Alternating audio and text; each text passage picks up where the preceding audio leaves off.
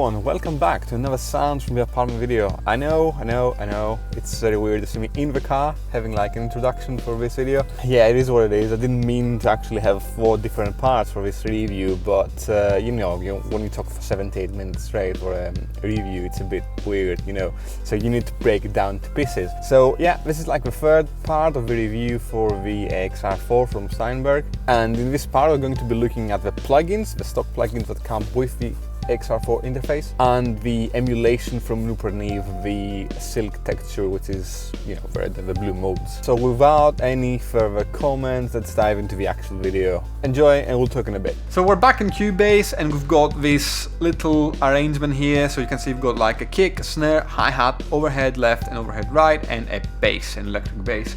It's not something super fancy. I just made this for demonstration purposes. And what we're going to do is we're going to listen to it, and then we're going to play with the effects the AXR4 gives us natively though through Cubase. So let's listen to it.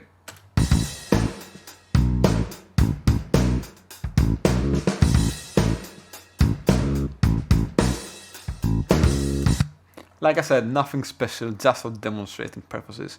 So I have proactively loaded all these effects on each of these inputs.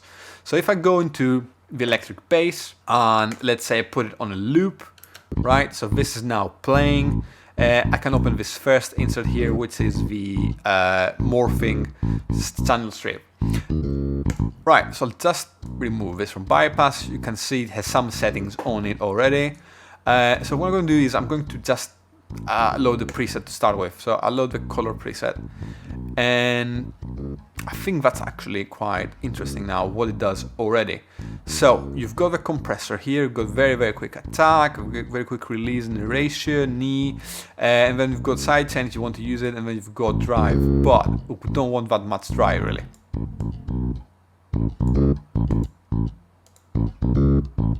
And then you've got your EQ here. It has this really nice graphic here, which you can choose between, stuff you're doing and everything. And the interesting bit here is, let's say you want some highs, let's say you want some less bass here, maybe some gain onto it. It sounds really nice, it actually hears, the EQ is very interesting. Now, you can control the total gain from here, from the whole thing, for the whole channel strip. And then, you've got this interesting button, which is the morphing button. And let's see what this does.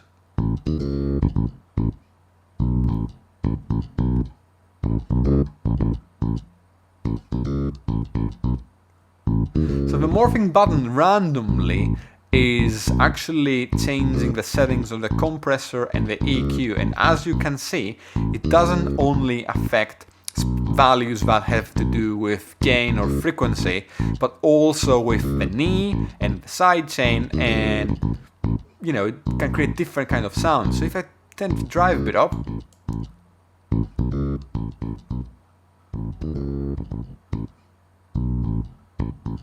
can give me very distinctive results. So I'm pretty sure if you experiment with this a bit, you can actually find quite interesting things to do with your sound, and they might sound really good really, because sometimes we do stuff in luck and we just like them. That's how production is. Sometimes you do something, you're not sure what you did or why you did it. It sounds good, and if it sounds good, just use it, you know what I mean? So this is a great tool to actually use for this purpose. Now, if I move to the next one, which is the EQ, this is a fantastic EQ, So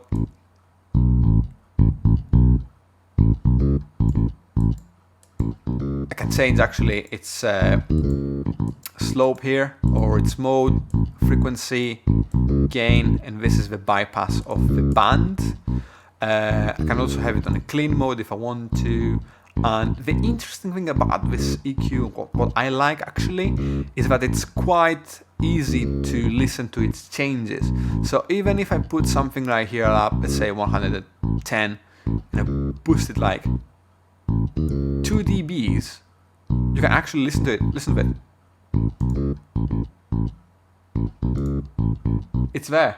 So it's only 2 dBs, 2.4 actually, but even if I put it on 1, you can actually hear the difference. So it's really well made. You can actually hear every single change we're making onto that EQ curve. It's just simply fantastic, and you can also work it from here. So you can do all your changes if you want to from the graphical interface instead of just the buttons. I really like this one, and also you can zoom in if you want to make more subtle changes. Fantastic, again, work from Steinberg. This is a fantastic EQ to have on board, and it's very great. You can actually use it on the channel strip in the panel while recording. So if I bypass this as well, I can actually have a look at the compressor as well. I'll put it on. It already compresses, as you can see. I don't want auto makeup, so I'll push this a bit just for demonstration purposes.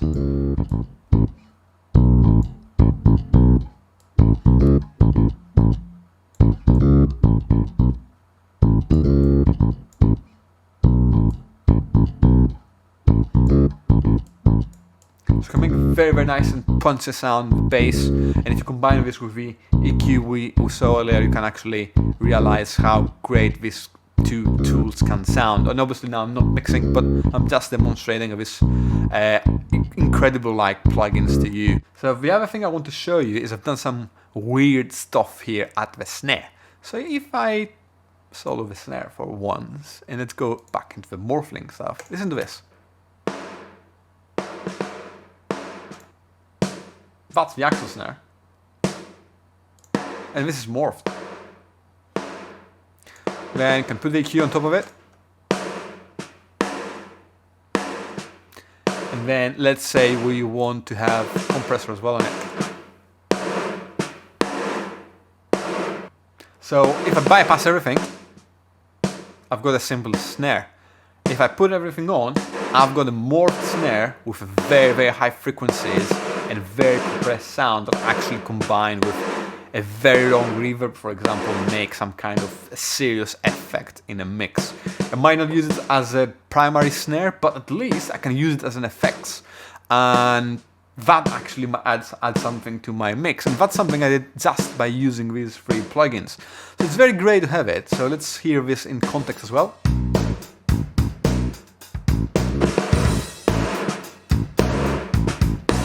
I might break down a bit actually.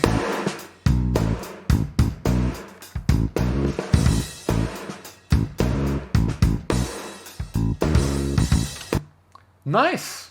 So this is some functionality you can have with these plugins, these incredible free plugins that come with the AXR4.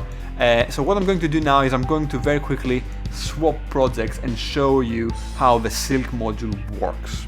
So welcome back into Cubase this time, and we're going to see how we can use this reamping example so we can understand what the red and the blue silk textures can do on the Ruper Neve emulation transformer we've got on the preamps. So essentially what happens is, as we discussed, that the AXR4 section over here at the inspector is only used during tracking really. So what we can do is, if we put on, let's say, the red silk on a specific recording, a guitar, and we record it that way, we cannot change it later on, so it's imprinted onto the actual file.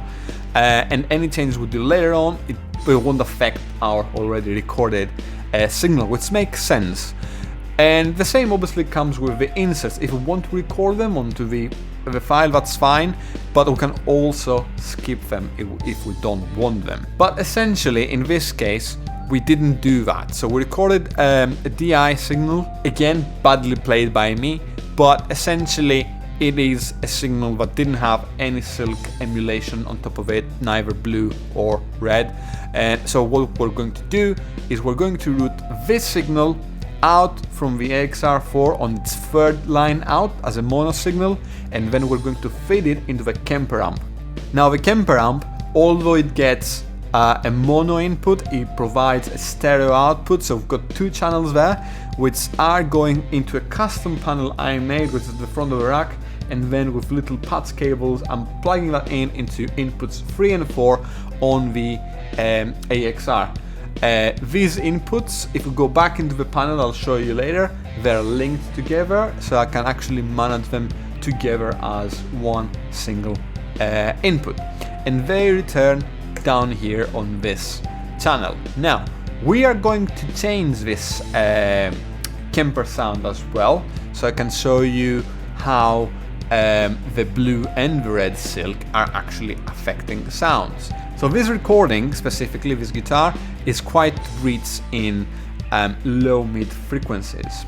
Now, because of that, it's not going to be benefited that much from the red silk emulation, and that is because the red one is actually affecting the harmonics on the high end of the frequency spectrum. On the opposite hand, the blue emulation, the blue silk emulation, affects the lower end of the frequency spectrum. So what we're going to do is we're going to start with this specific sound and put on the blue silk emulation, so you can actually listen to the difference it makes. And then through the rig manager from Kemper, I am going to swap that sound to a more distorted sound, and then we can actually listen to what the red silk emulation will do on the higher frequencies that the distortion effect actually produces. So that's going to be a bit more interesting. So let's start with this one, and let's start with the blue silk emulation. Now what I'm going to do is I'm going to put this on. You can actually listen to it, which is very, very bad because I played it apparently, but once it repeats itself, I will start putting in some blue silk onto it, so we can actually listen to it and see what it does. And then I will start also bypassing it, so I can actually hear the difference between full blue and no blue. All right, so let's listen to it.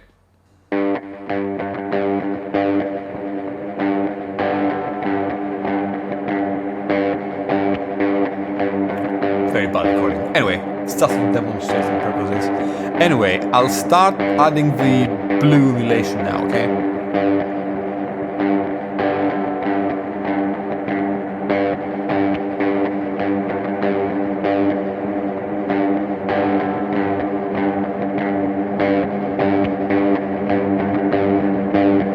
You can hear that.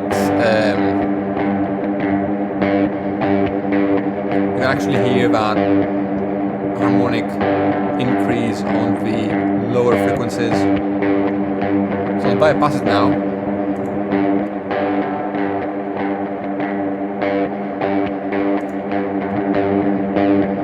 I'm pretty sure you can hear that massive difference on that.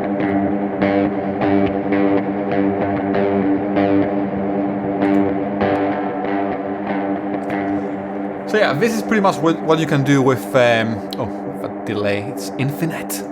Alright, so this is what you can actually do with the blue one. As you can see, it actually makes the sound you know, thicker and warmer. I used that on a bass actually the other day, and it sounded loads of more kind of, I can't describe it, but a bit more analog, you know what I mean? It just gave it this kind of warmth that sometimes more like transparent digital preamps lack, which is great. It's fantastic because you get best of both worlds really. You get a very, very clear and clean recording, and then you add to it this kind of emulation and it sounds incredibly good. Right, very quickly now let's go into the key manager and let's change that sound. I'm a very big fan of the Bad Cat amps, and I've got a preset somewhere, that one. So that should be quite interesting. Let's listen to it. So what I'll do is, again, I will put some blue on it so we can see what blue does on this specific sound, and then I'll swap to red, okay? So let's listen to this one again, and while it plays, I will put some blue silk on it. Right, add the blue.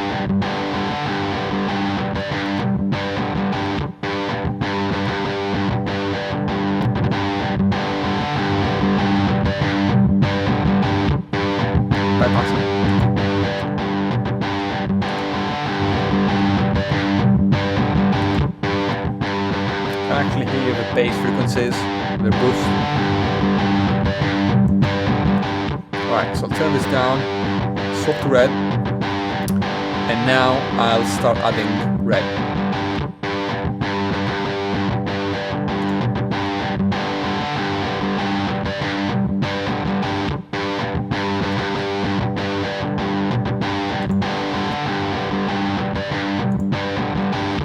So as you can hear, red is affecting like these kind of high frequencies where if we had a vocal, let's say, on this case, you will actually hear that kind of airy kind of frequencies that make the vocal have like more air, let's say, which is something, you know, people usually want when you hear vocals. So it adds this kind of clarity, let's say, on the high frequency of the spectrum. You can use it on guitars, you can use it to widen them a bit and stuff like that. So it's very, very interesting what they do, and honestly I find these blue and red emulations very, very nice to add to your mix. It's an extra tool you can use, and I must say, before I got the AXR4, I did use them in a live situation because Yamaha has them integrated on their PM series for live sound. And Tube, which is a rental company here from Manchester, because before all this with coronavirus and everything, gave us an opportunity to play with that Yamaha desk at Albert Hall. So it was very, very interesting to see these preamps work live in a very different, obviously, condition. And I must say I was impressed since back then, and now I have them in my studio and I'm still impressed by them. So very, very nice piece of equipment this.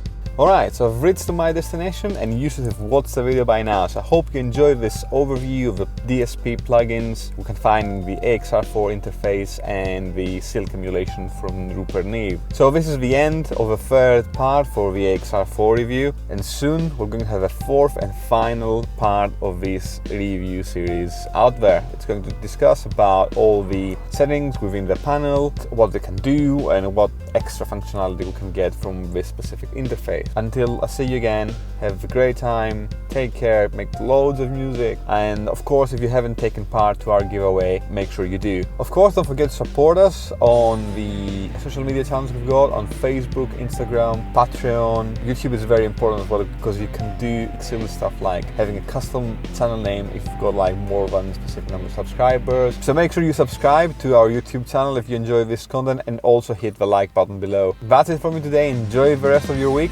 and we'll talk soon. Bye bye.